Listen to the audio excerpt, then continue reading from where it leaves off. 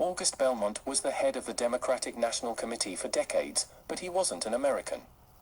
He was born as Aaron Schoenberg on December 8, 1813, to a Jewish family in the village of Alzey, which was shortly annexed to the Grand Duchy of Hesse after the Napoleonic Wars. His father, Simon Belmont, was the owner of a freehold estate and leading citizen of Alzey, serving as president of the local synagogue for many years. His paternal ancestors were Spanish Jews who fled the Iberian Peninsula during the reign of Ferdinand and Isabella. This exile would influence Belmont's financial decisions to be thoroughly anti-Spain. At a young age, his parents began calling him August, the name he used throughout his life. His mother, Frederica Elsass Belmont, died when August was 7. After his mother's death, he lived with his uncle and grandmother in Frankfurt, where he attended the Philanthropin, a school founded by Meyer Amschel Rothschild, designed to integrate the city's Jewish and Christian communities. When he was 15, he was forced to withdraw from the Philanthropin after his father failed to pay tuition. His relatives prevailed upon the Rothschild family, who were relatives by marriage of his grandmother and already leading European financiers through usury, to train him for business. While training as an apprentice and running errands, he was tutored in French, English, composition, and arithmetic.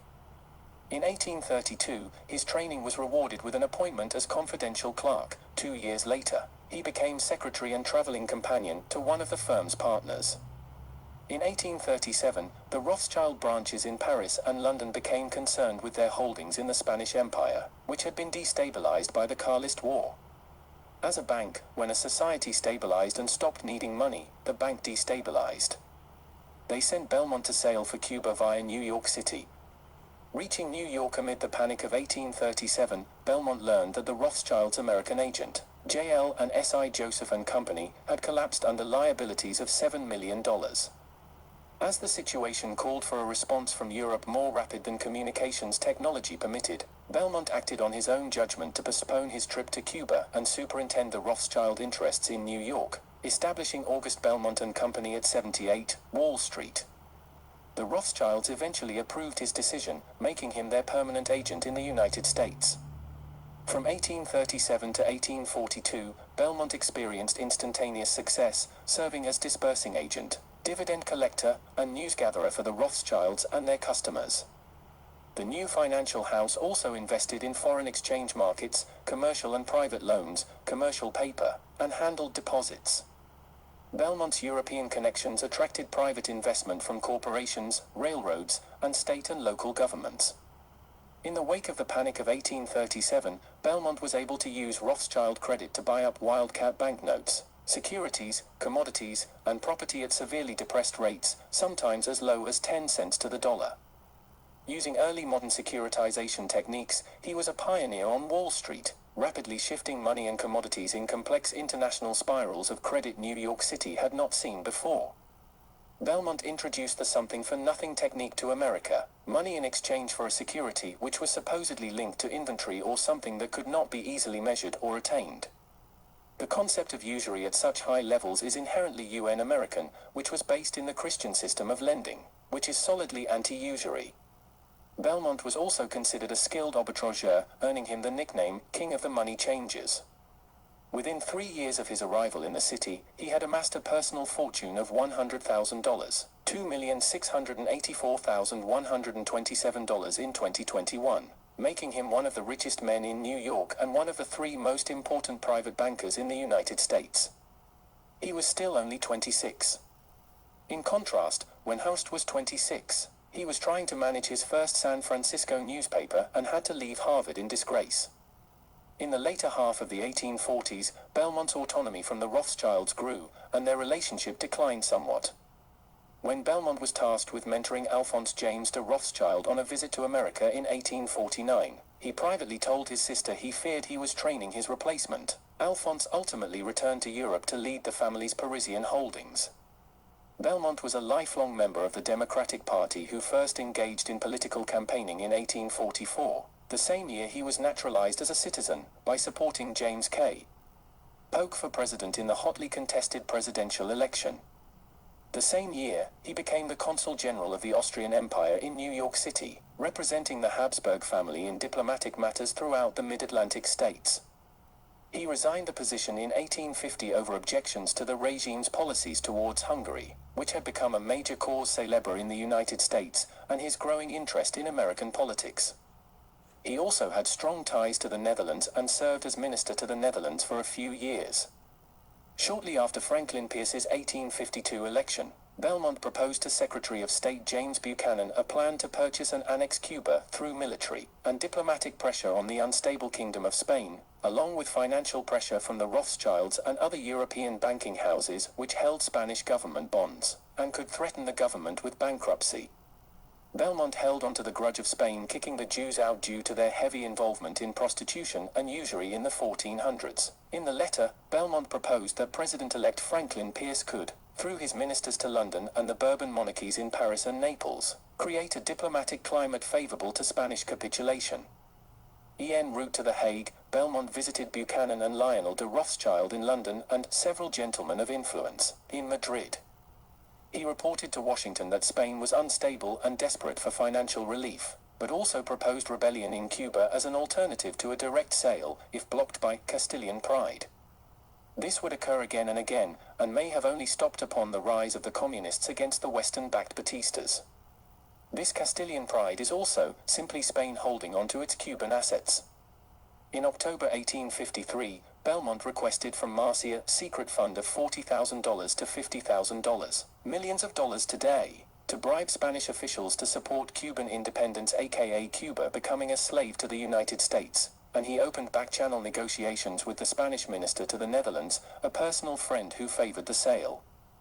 However, Spain and United States relations soured quickly, driven by the bellicosity of Pierre Sol, the United States minister to Spain, and the Spanish Revolution of 1854, which installed a government less disposed to sell Cuba. So the nationalists routed the globalists, a consistent theme throughout global history. Belmont was elected as a delegate to the 1860 Democratic National Convention. As before, Belmont's presence in the Douglas coalition drew criticism, with placards claiming, "The Rothschilds have sent countless millions to buy the presidency." Given Belmont's rise, those placards were accurate. Some Douglas supporters opposed Belmont, with Fernando Wood claiming that Belmont intended to betray the senator, given his connections to Buchanan and Slidell. Belmont allayed any fears in a meeting with Douglas allies and ultimately became leader of the Douglas men in the New York delegation, a pivotal position at the convention. Belmont attended the April convention in Charleston with his family and Salomon James de Rothschild as his guest. The convention descended into chaos over the party's position on slavery, was disbanded, and was rescheduled for Baltimore 6 weeks later. In the meantime, Belmont advised Douglas on campaign strategy, and gained the candidate's support for a resolution to protect the rights of slaveholders in the territories. This was very important to Belmont, since the first 2 Jewish congressmen in the United States were slaveholders, and Jews enabled the ownership of slaves throughout the South. 34 Jewish families owned slaves in 1690 South Carolina, and so this was an established economic position for centuries by the time Belmont was on the scene. In 1830, there were 3,775 black slaveholders in the South who owned a total of 12,760 slaves. As we all know, slaves were a mix of races, including white, Native American and black. This was the bulwark Hurst was against in his own rise in the American Democratic Party in the early 1900s. Biographies refer to Belmont versus Hurst, but I believe they must be referring to Belmont Jr., who built on the usury empire his father had created. In January 1904, newspaperman, multimillionaire, and Harvard dropout William Randolph Hearst officially declared his candidacy for the presidency in an interview with reporters from the Chicago Daily Tribune and the New York Herald, 2 of the nation's most respected Republican papers at the time. The interview was still a relatively new form with no fixed parameters. Hearst did not like to be questioned in person, and he answered questions submitted in advance. He had nothing new to say about the trusts, the major topic of the interview which he had fought against. He lobbied for an 8-hour workday instead of a 12-hour workday, so concerned he was for the lives of workers.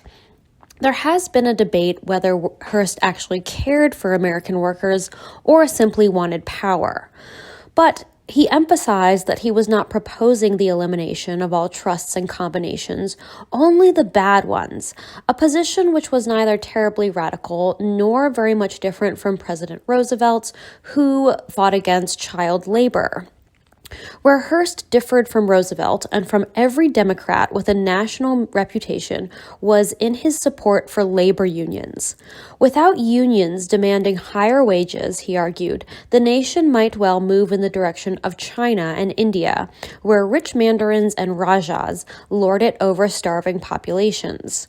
Did Hearst predict that 97% of American garments would be made in China in just 100 years? Unions were good not only for working people, but for the economy as a whole. Hearst was not able to foresee the corruption of unions that we see today.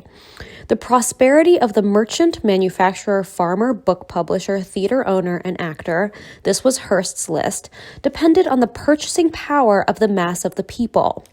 He said, poverty-stricken people do not eat beef or mutton. They do not buy woolen clothes. They have not enough for life's real necessities, nothing at all for books, travel, pleasures that should accompany genuine national prosperity. Wide and equitable distribution of wealth is essential to a nation's prosperous growth and intellectual development, and that distribution is brought about by the labor union more than any other agency of our civilization. This was especially true given the working class at the time, with very few people on welfare and most workers in some sort of labor union. Apart from Eugene Debs, who would run for president in 1904 on the Socialist Party ticket, a reminder that the United States has not always been a bi-party system, no candidate for office had a record for support for labor as straightforward and consistent as Hearst's. But then no candidate had a father like George Hearst, who had spent the better part of his life in the digging fields of the West. Hearst's critics had tried at first to laugh his candidacy to death, but they realized quickly enough that he was in earnest and dangerous. In January 1904, Franklin Lane, a California Democrat whom Hearst had earlier refused to support for governor, wrote a friend from San Francisco that the Hearst boom was increasing. That it is possible for such a man to receive the nomination is too humiliating to be thought of.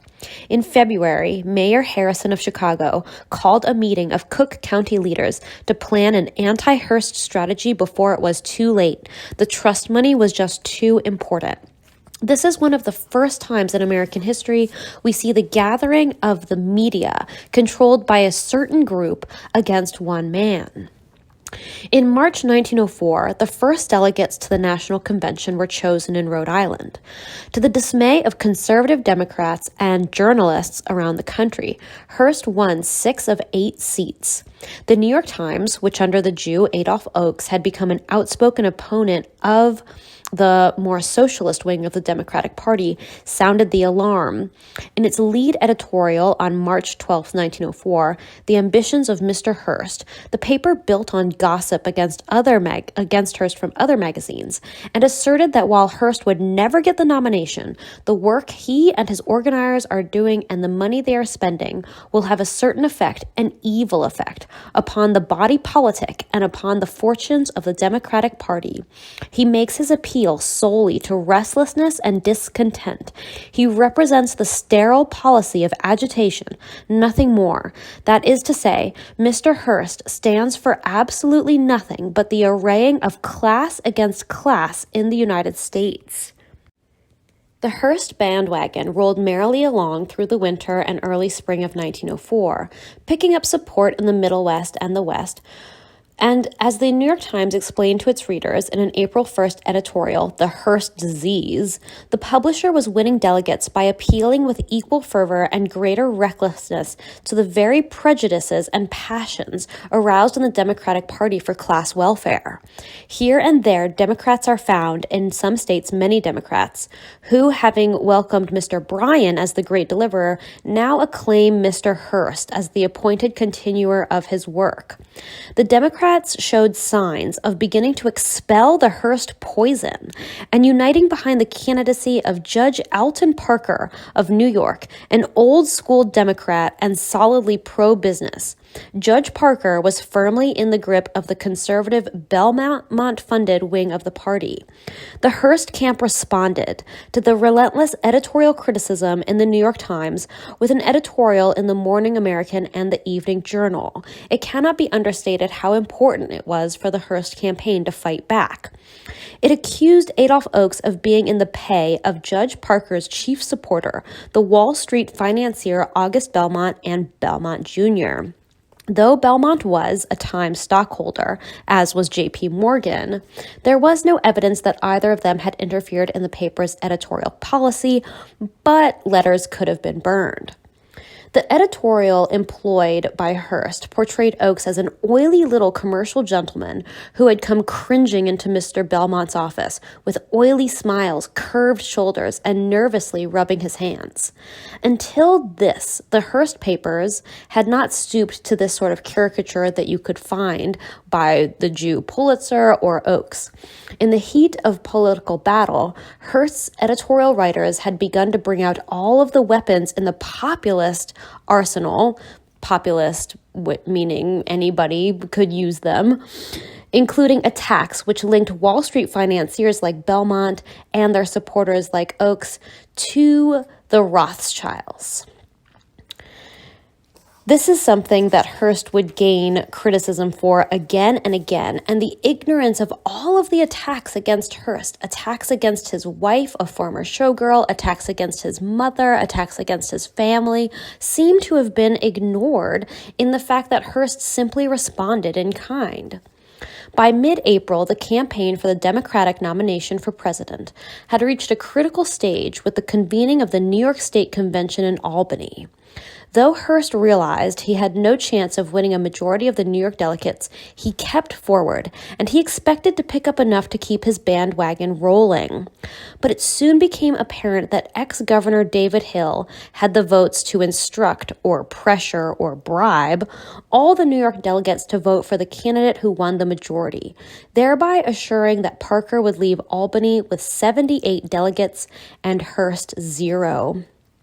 The convention voted in the end to instruct all 78 delegates from New York to cast their ballots to Judge Alton Parker, backed by money generated by the Belmont family decades before.